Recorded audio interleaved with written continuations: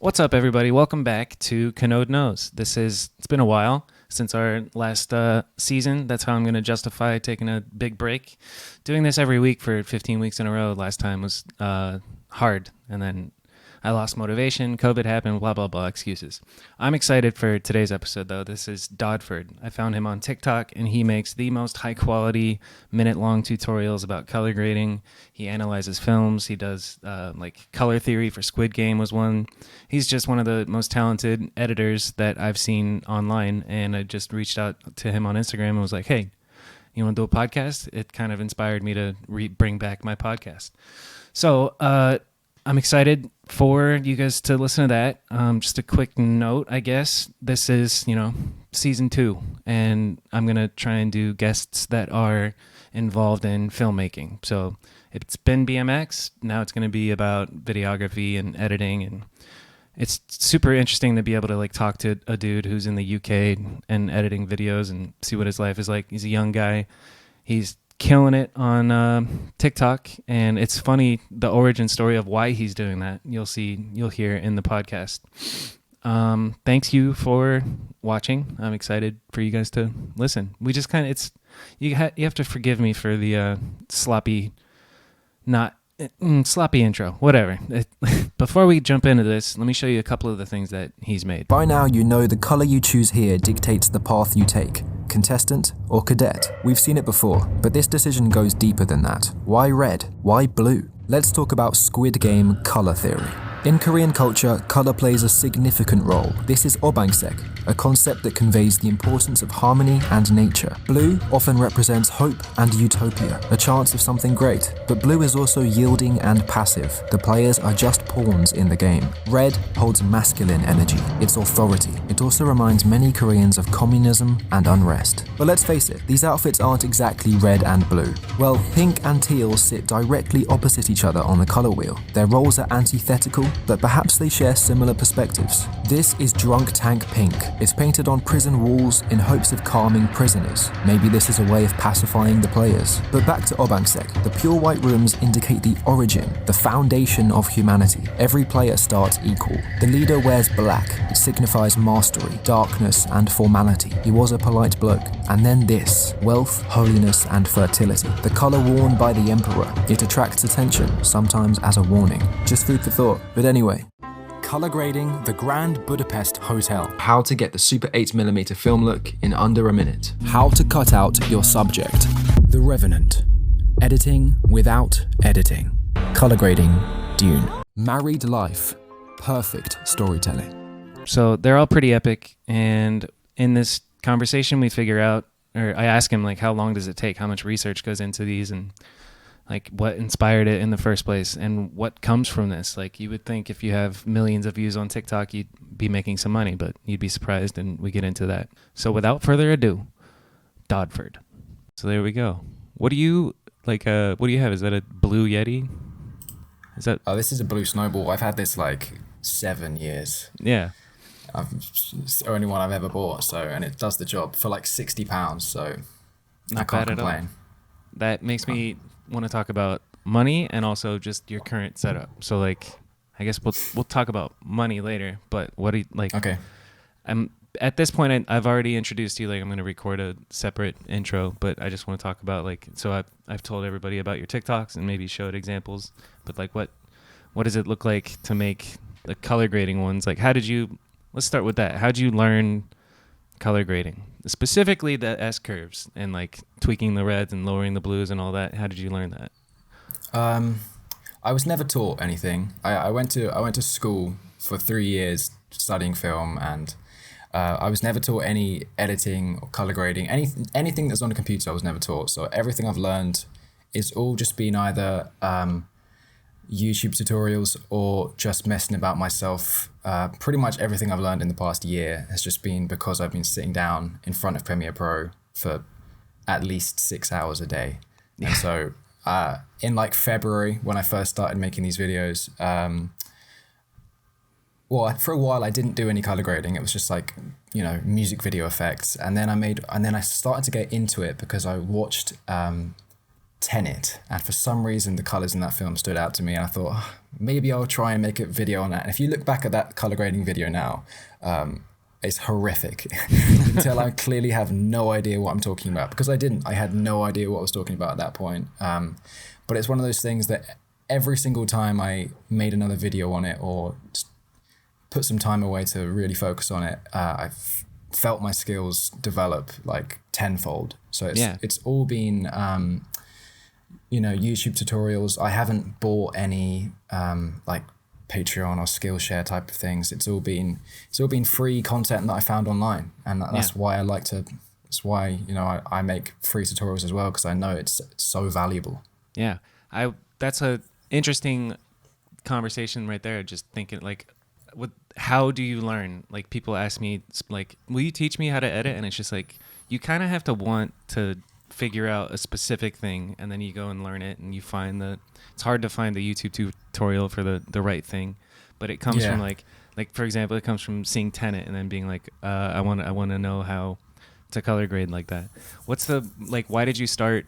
What did you do before you started posting these TikToks? Like, has anything come? So like, for people who don't know, like, let's see, 26 weeks, I was like lurking you. So 23 weeks ago on TikTok, you had 40,000 followers, and now you're at like over 120, 130, like. Yeah, something like that. So 23 weeks, 90,000 followers, and I don't know how many videos. But what prompted this? What were you doing before? It's funny because I graduated university this year, and like the last like few months of the course, part of the thing we had to do was build like an online platform, and they just recommended, okay, start posting stuff to your Instagram every couple of days or something, just like sort of like prepare yourself for the industry, for the outside world past education. And so I started doing that. I remember like being quite excited about it. It was like a new thing. I was like, I'm going to find some like cool things to post on Instagram. Yeah. And I had, like 25 followers or something, less than that, like. So it's a homework assignment, it's saying. Yeah, exactly. What's your degree? I did film and moving image production. Okay, cool. And then so what a great professor, like to teach. Not relevant to anything I've ended up doing though. So it's completely useless in the end. But the online platform thing at the very end kickstarted this whole thing. I thought it was just going to be for my friends, but here we are, half a year later with 130,000. It's unreal. It does. So like, at what point of TikTok does that turn into something? Like, have you thought about monetization? Like, what do you do for like work currently? Like, what's your situation? How are you making money? Are you making pounds, as they say in the UK?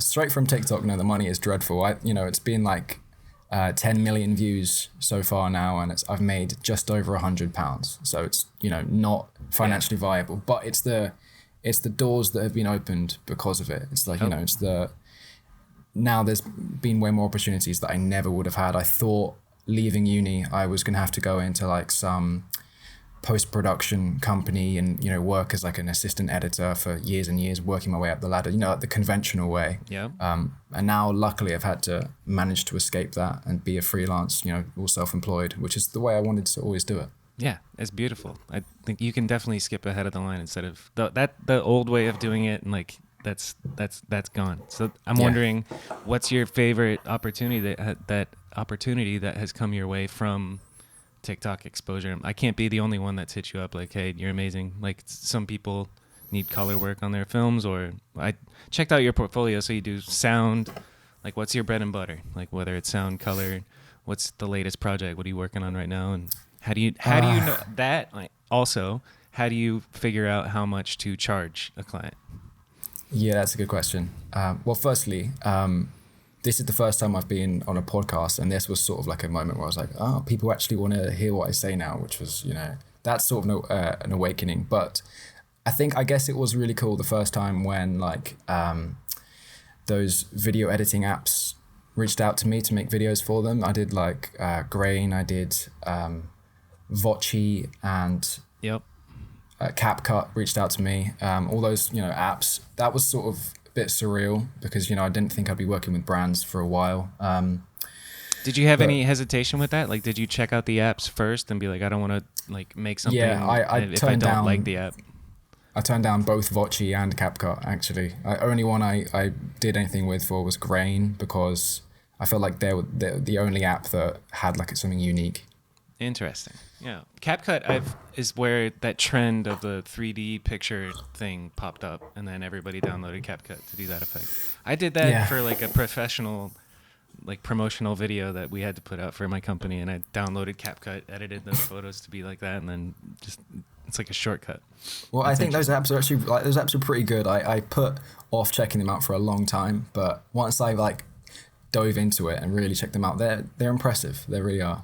Yeah, and I think that another question I want to ask you is, what do you think the future of filmmaking is, or like editing in particular? And I've been saying like the phone is going to take over everything. Like there will be some things that we need to do on the computer, and it's always nicer for me because I learned on a computer. But kids are making epic edits on their phones, and it's ridiculous. Yeah, I mean, I think I would be very surprised if at some point in the future it's not possible to make like a full Marvel film on a phone. I think, even just like 20, 30 years down the line, we'll see Endgame. Kids will be doing that with like just VFX, CGI apps, which sounds ridiculous now, but I think it will happen. I don't know if like the filmmaking industry will ever go away from, like the high quality, highest end gear. I've got a phone call. The $50,000 cameras, you can take it. Yeah, exactly. I mean, so I think that sort of technology is just going to only keep improving, and then right now we're using like phones, and the phones are going to improve, but cinema camera gear is just only going to get better and better, so they're going to keep using that, I think. Yeah, imagine like a cell phone or an iPhone that comes with S-Log. It shoots in a picture profile for highest dynamic range. It might already exist, Just today, I was trying to find a good free app that allowed me to use manual video camera settings. Yeah. I spent so long doing research and found out it was actually Adobe Premiere Rush is my best shout. Interesting. I thought that was just for editing. That works for shooting. I know, I thought that too, but there's a camera in it, and it's like free manual settings instead of having to pay like £7 a month for some other subscription. Interesting. Are you like, so your bread and butter, what was it? Like, what are you doing the most? How are you making a living? And if so, like, is that doing sound or editing or what? Well, being self-employed, especially like I consider myself very early on in my career right now. It's up and down. It's peaks and valleys. So it's all editing. I try and get as many freelance bits as I can. People have come to me and said, do you want to like, stick yourself with 12 months of editing every single, but then I feel like I'd be putting myself in a corner. I always want to have options to do things like be more spontaneous. But right now I've said yes to doing the motion graphics for an Afghanistan documentary, and I'm doing some like bits and bobs for like just local pubs and clubs, and anyone who needs like promotional video editing work. I'm always like, I wanted to do like 15-second, 20-second Instagram videos for anyone who pretty much asks for it. Nice. And for those pub ones, are they sending you footage or are you shooting? And if you're shooting, what camera do you have? Like gear check? I'm not shooting. People, this is the thing. So like, I've been sent from like my friends and family who sort of vaguely know what my job is. They'll send me like job listings where it's like, oh, videographer needed in London for 2 days or something. Bring your own camera gear. And I'm just like, it's so not me. It's so not me. I went to film school and I thought I wanted to be like a DP or a cinematographer or just someone who held a camera. And then I got surrounded by all these people who really know cameras and are obsessed and passionate about cinematography.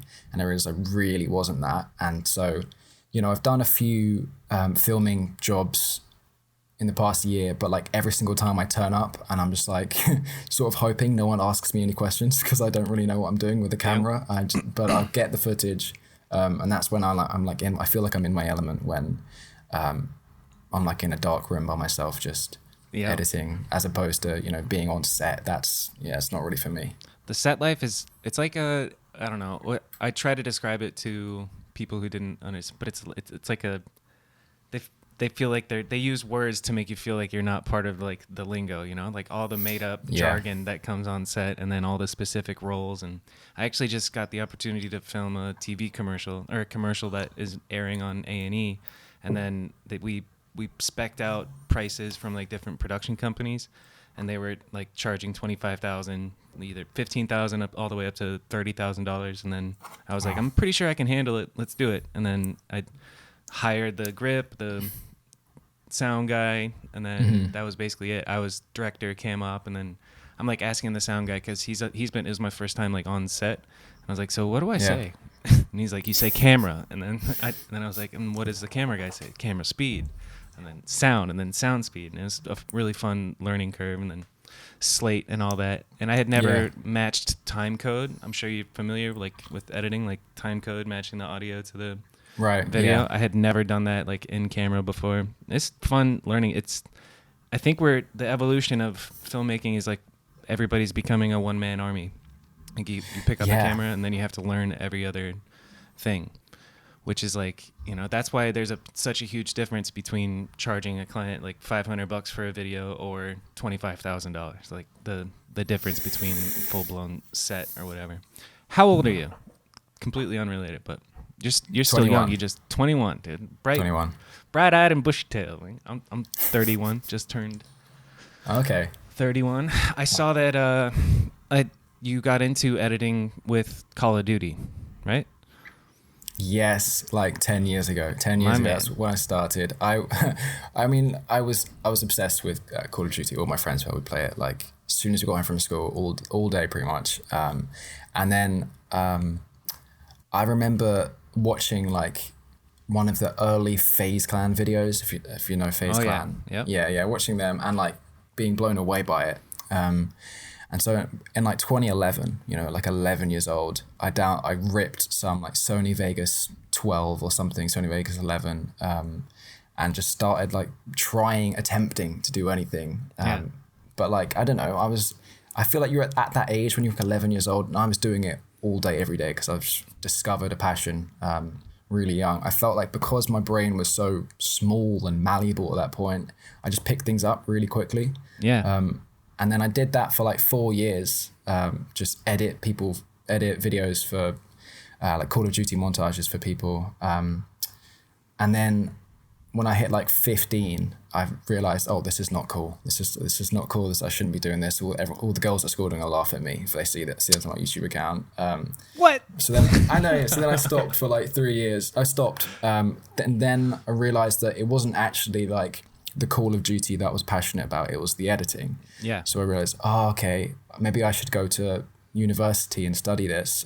Maybe like if I go to film school, I'll pick this up again. And then for 3 years, I was just sort of waiting. Okay, when are we going to learn about editing? When? And then we just never did. That's what I was going to ask. Like, what did they teach you in school then? They don't do hands-on training on like how to use the Adobe Suite or like nothing? It's just all theory and color? It was valuable. I mean, I'm not going to say it was useless. I learned it was designed for people who want to be writers or directors who go into like the proper film industry, and so we learned a lot about storytelling, and people learn a lot about cinematography and things like that. But it was never like equipment or hardware based. It was all like theory. We learned everything about like story structure and character arcs and stuff like that. It was we analyzed film. It was like a film theory course. But I love that. The passion, everyone there was passionate about film and everything, online, social media stuff. So it was a good place to be. Yeah, I love that. I'm a like hard to watch movies with because I'm talking about like they framed them like that because they wanted to emphasize this type. And look at the way the color contrast in this shot is beautiful. I love the Squid Game TikTok you did. That one blew up like 2 million views or whatever. Yeah, that was super interesting. Talking about all the like. How much research goes into like, for example, that one, like, because in there you're talking about in Korea colors mean the obelisk, or I forget what it was exactly, but run me through the process of that one in particular, the Squid Game one. What inspired it? What software are you using for the effects, and like how much research goes in, and are you using the little blue for the voiceover? Like, What's the deal? Everything with this, yeah, everything That with sounds that. crispy. Blue, what was I going to say? Yeah, that video, I mean, I made it primarily because Squid Game was obviously popping off and I just had to make anything. But I didn't want to just, I spent most of the time trying to work out how I was going to spin it to make it fit my channel, because there was nothing like editing wise that jumped out at me. But I'd done a lot about color theory before. That research, maybe I put about a day's research into that. It was like, a full 8 or 9 hours before I scripted anything. I learned a lot about like Korean culture, and obangsek is what it's called, and all the color values and stuff. And then the scripting process, the script usually, like I put a lot of time in because it has to be word for word. I have to get it perfect down. TikTok, there's like no time for people to. You have to keep their attention. Yeah, people will scroll very, very quickly. Yep. And so the script has to be perfect. And timed perfectly, and loop very well, which you do, because you end with, the loop's and important. That's why. And then get them Yeah, to of watch course, it again. which raises the question. Yeah. Bring it back to the beginning. But that video, I remember, like, because it blew up and it reached an audience that had never seen me before, all the comments were like just dreadful. Look, I sort of prefer being like just below viral, like, because then you got all the people who know you. So those comments were really bad. Like what? What do you mean? I said, so in the first like second of the video, I say something that's not necessarily correct. It was like about Squid Game, a theory that the card things. Mm-hmm. Yeah, I thought that if you had red, then you'd be a soldier. Yeah. And if you had blue, you'd be well, that turns out it's not true. And everyone in the TikTok comments got very upset about that. I believed it as truth for sure. I was just like, I'm going with that. I thought it as well, to be honest. But like 90% of the video wasn't relevant to that. But all the comments couldn't get past it. Yeah. So I think I prefer it when a video gets, definitely not 2 million views. Yeah, just keep it low key. Yeah. Well, then there's less pressure.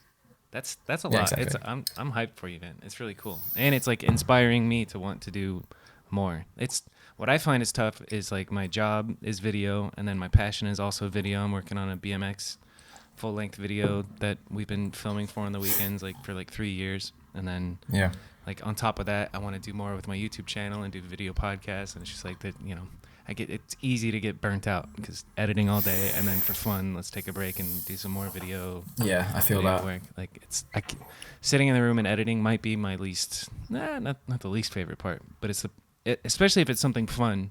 I like editing. I like trying to flex, but with like just tedious editing, for example, like a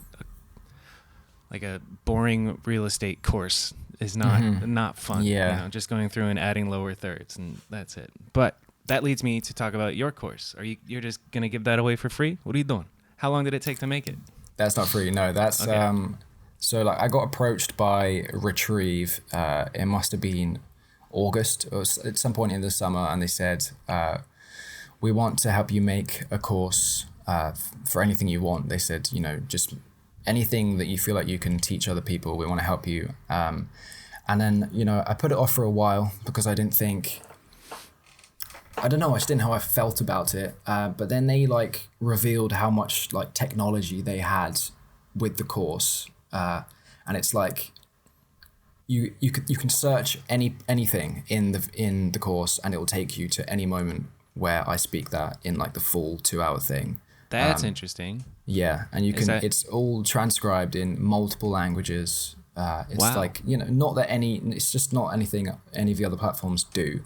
And so after I heard all that, I was very interested. I spent a long time like trying to work out, okay, how am I going to split this up? Who am I going to aim it for? And so it's aimed for people fairly new to Premiere. Maybe they've been playing around for like a few months. But it will be useful for everyone. It's for people who want to improve their skills, maybe learn something new, maybe like put more time and effort into it.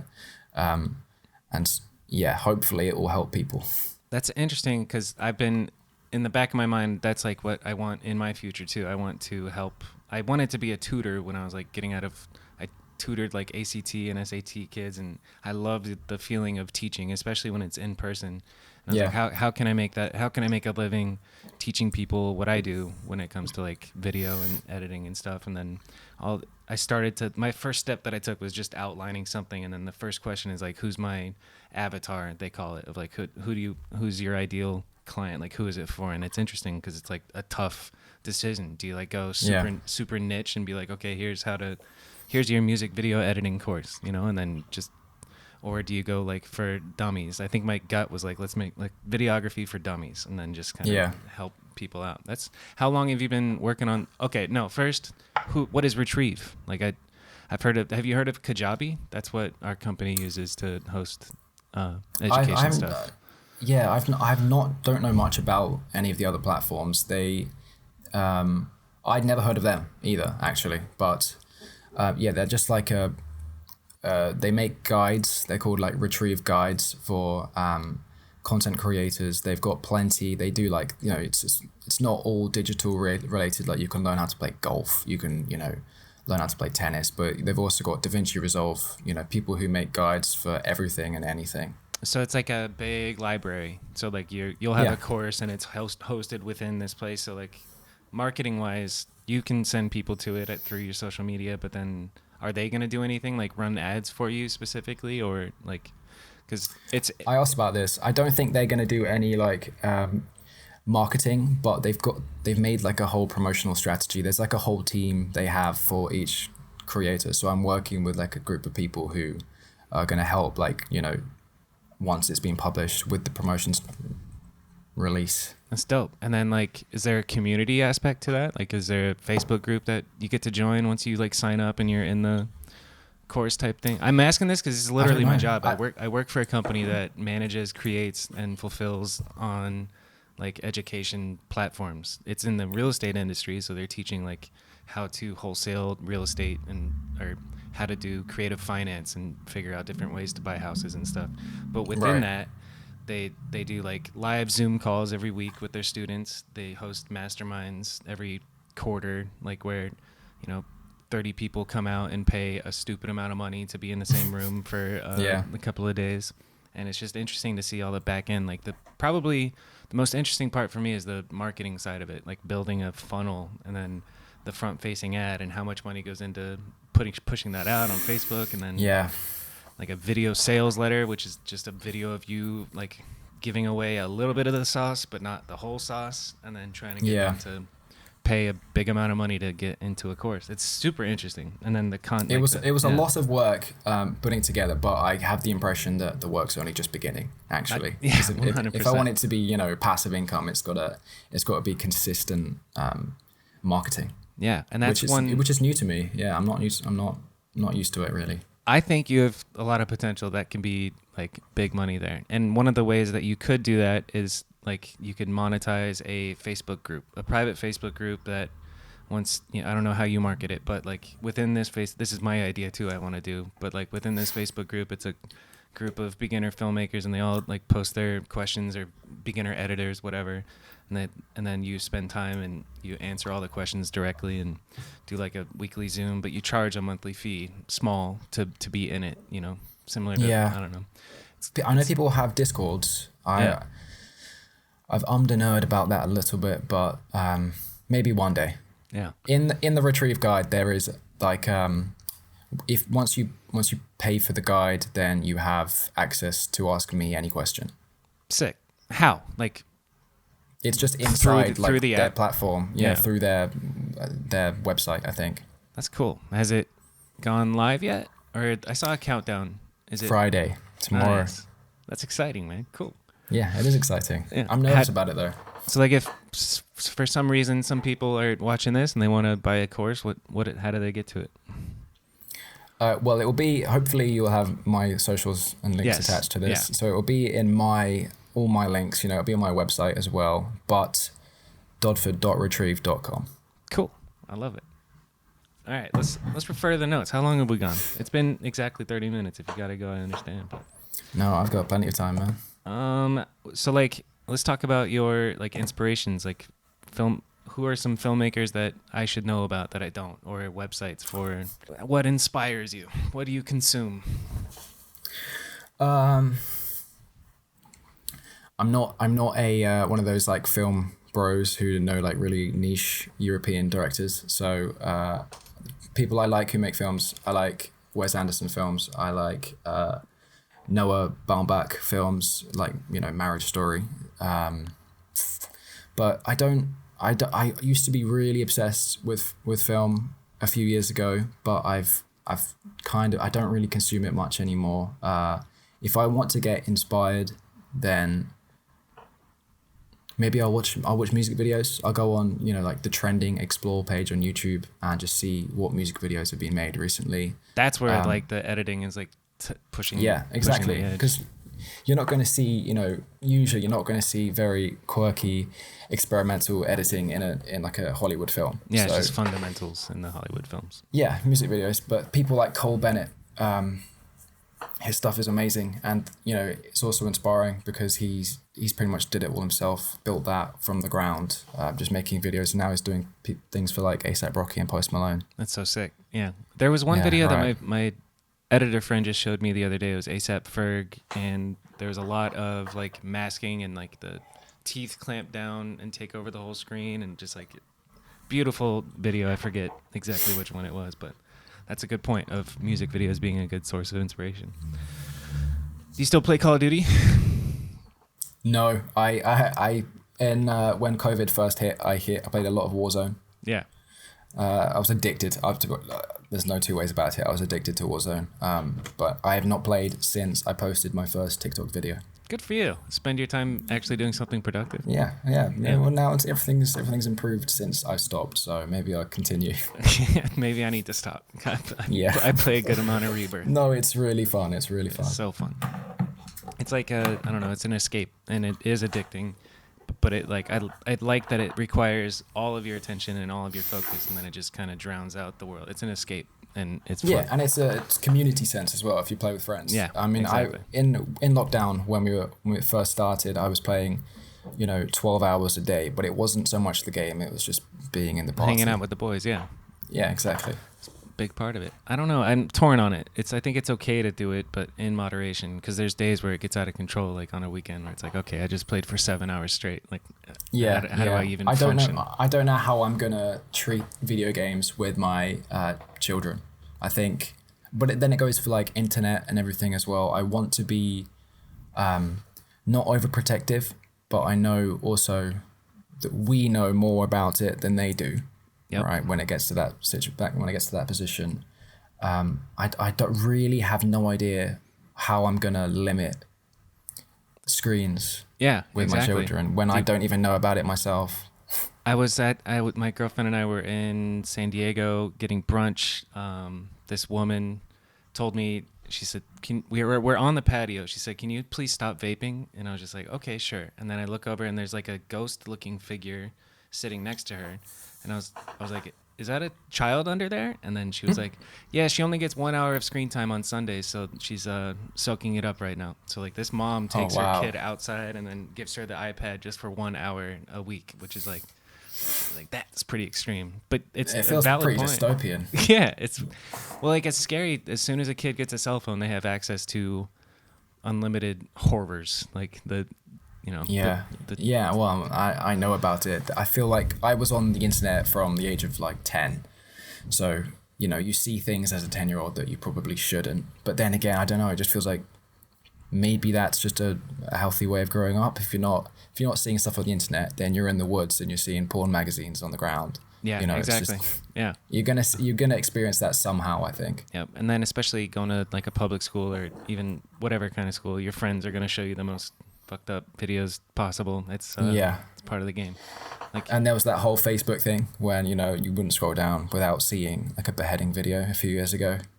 I do remember that. Yeah, I know. I mean, that was only like 5 or 6 years ago. Yeah. It hurts thinking about watching a beheading video. What's the most messed up thing you've seen? When I was like 12, I saw one of those shock videos of this is really fucked up for the podcast, by the way. But there was some video of a woman being held down in a woods and having all 4 of her limbs chopped off by like the Mexican cartel. Sheesh, that's real and it's out there and it's scary to think about. Don't fuck with the cartel. Yeah.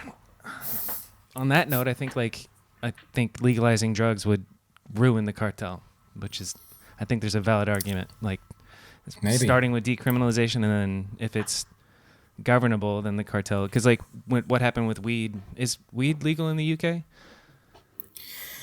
I should know that. I don't smoke it, so I don't really know. I don't think so. It's rare for me. I did it a lot growing up, but it was always like, I'm afraid to get caught. And then as soon as they legalized it, the cartels had to shift. And I learned from some podcasts the other day that the cartels shifted to like extorting avocado farms. Like they're getting money from avocado farms that are exporting to the United States. And it's just like, no matter what happens, there's going to be they move evil from drugs people. to avocados. Yeah, it's wild. And then they produce the fentanyl, which is like killing everybody. So I heard something about there's beef between cartels, and one cartel will go and ruin a batch of like oxys or whatever from the other cartel by lacing it with fentanyl, which kills everybody, and then they lose credibility. All in the game of just make money. Like morals and ethics just go out the window.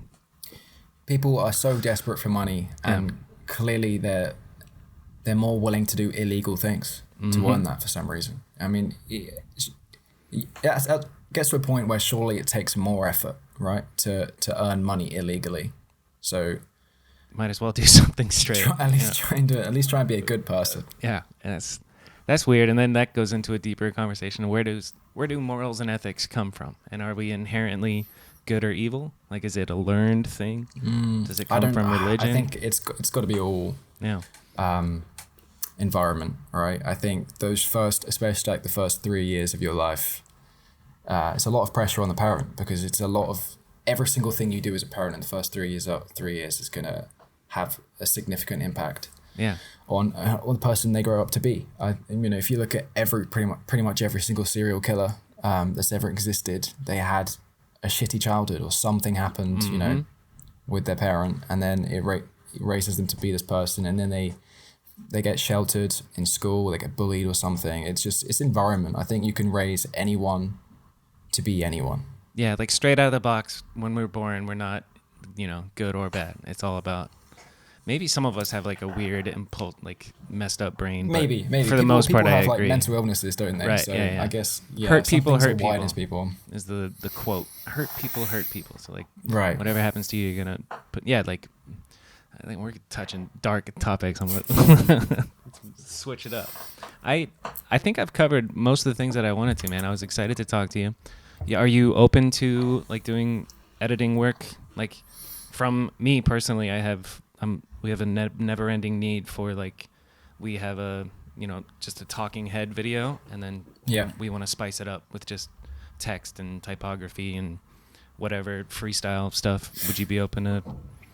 Yeah, for sure. Freelance? If I've got time, just hit me up. I love it. What's a day in the life look like? Where do you live? What do you do? Are you staying with your parents? I stay with my parents and way after. What's your living situation? I live in Norwich. This is where I went to university. Was going to go to London, but realised what's the point? I don't know. It's obviously too expensive anyway. Haven't got the money for that yet. But I live by myself. Day in the life is I wake up, I come sit here, and then I stay here until I go to bed, pretty much. That's so crazy. You look healthy, man. It looks like you do, something. What's your diet like? Healthy, I guess. I get my vegetables. Yeah, I get my broccoli. I don't do exercise, to be honest. I don't really know what to say. I've got exercise your fingers. I stay away from the sun. That's so crazy. I've been actually going out in the sun and like walking with my shirt off for the past like 4 days, and I feel so much happier. Like vitamin D is the real deal. But you live in the UK. There's no sunlight there anyway. Yeah, no, it rains all day, and now it's November, worst month of the year, by the way. Is it snowing where you are? No, we're lucky to ever get snow in the UK. It's usually just like that slush. Sleety rain. Ugh. Yeah. Yeah. Well, it's 75 and beautiful and sunny in Phoenix, Arizona right now. So. Good for you. Come Good on for you. over. Yeah. I mean, that's the place where like you can boil an egg on the ground, right? Yeah. Yeah. Yeah. I don't know if I Legitimately. do want that. It's really, really, really bad for 3 months out of the year, but for the rest of the time, it's awesome. And I don't know. I'm trying to remember. I was lurking you for the past couple days. Like, I'm so excited to talk to you, and I think we covered most of what I wanted to know. Yeah, and some pretty heavy topics. Yeah. Yeah. Let's Does that usually happen?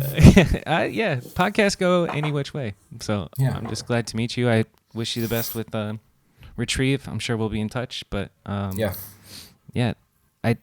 I don't know. It's been a while since I've done a podcast, so maybe I'll outro with you on it. Thank you for being on Kanode Knows Season 2. This is Dodford, and you can go on his Instagram at Dodford. What? Actually, no, you tell everybody your socials, and then I'll fill them in. Yeah. Pressure. I feel like I'm on Joe Rogan now and he's tying it up. Go ahead, plug your stuff for the 200 people that are going to watch this, maybe. My name is Danny. People call me Dodford. Americans call me Dartford. Wait, say it in the other accent?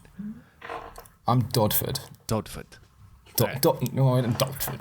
Dodford. Yeah, Dodford. Anything you want to call me, you can call me it. But yeah, I'm at Dodford on TikTok and Instagram and on YouTube, kind of editing, tutorials, anything you want to see involving filmmaking, philosophy, color grading. Come check me out. I make like weekly tutorials. It's beautiful, and I enjoy every piece of content, and it's like the amount of effort that you put into it shines through like nobody's business. Everybody kind of half-asses their TikToks, and it shows, and that I think that you're seeing growth that reflects it. Except not on Instagram. Instagram is like keeping you repressed. Yeah, I don't know. I haven't really been like pushing it for Instagram. It's everything I make is for TikTok, and then I just put it on Instagram afterwards. Maybe I should got to like change my strategy a bit. But are you putting them as reels on your? Yeah, I am. That's baffling, because then reels is like their version of. Yeah, they're doing you dirty, dog. Just haven't tapped into that Instagram audience yet. I don't think. Well, TikTok's way more fun anyway. So.